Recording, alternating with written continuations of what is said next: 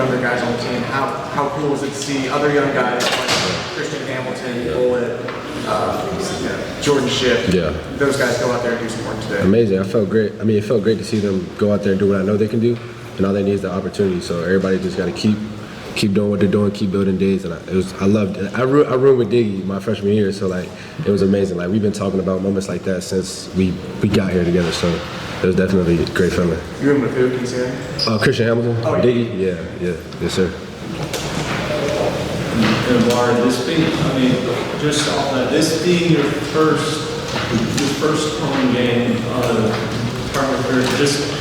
what was that experience like for you?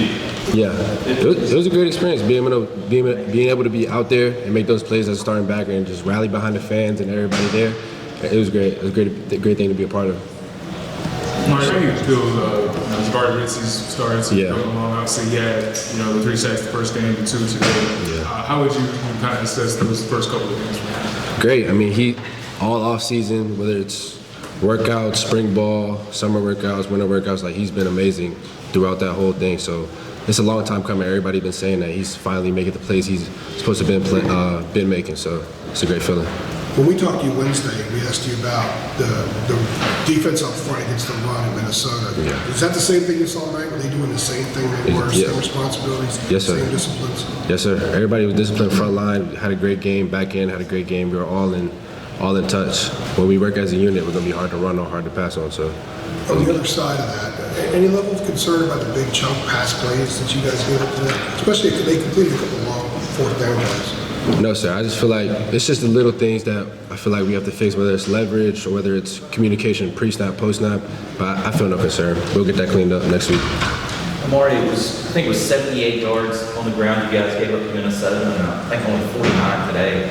Is there an actual number like that Jeff Collins has that is like, we want to keep teams under this number? Is there like a benchmark you guys have? I wouldn't say there's a benchmark, but throughout the week he's telling us versus scout like they shouldn't get a single yard versus scout. So we're applying that same thing into the game, obviously. So there's no benchmark. We're just stop everything, stop the run, stop the pass, no yards, any phase.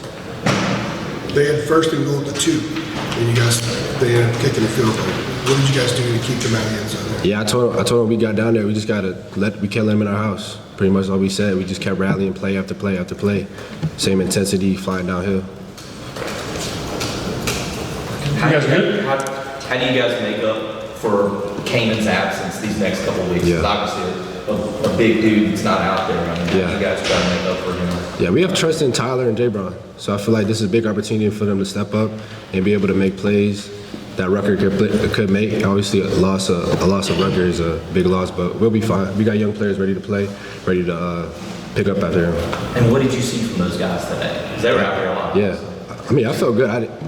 None of us as a defense, I don't want to speak for the whole defense, but me personally, I feel like none of us felt a drop off from those guys. I feel like we had to concern or worry about them at all. They were all great. You make the calls defensively. I was just curious if you had to kind of look over to make sure they got the calls early as you got kind of comfortable out there.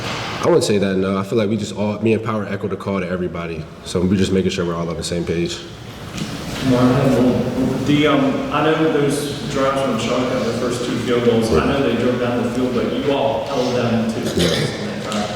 After giving up those big plays, what did you all lock in and do differently to keep them out of the end zone? Yeah, I just feel like the mentality of not letting them in, not letting them score, all triggered throughout our whole defense. Like, it doesn't matter next play. They get a big play, we just can't let them score. So that was our whole mentality. Don't let them in.